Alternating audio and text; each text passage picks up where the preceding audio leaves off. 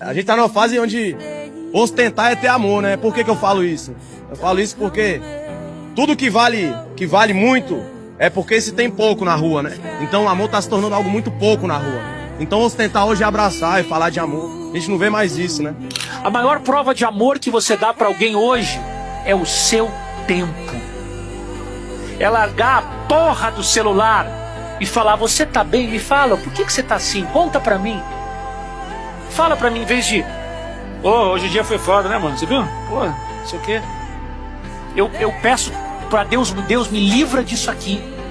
Não do carro, do celular. Me livra do celular, porque a gente fica no celular o dia inteiro. Então hoje amar alguém é doar o seu tempo pra essa pessoa. É o que nos resta hoje. You have given me something that I can't live without.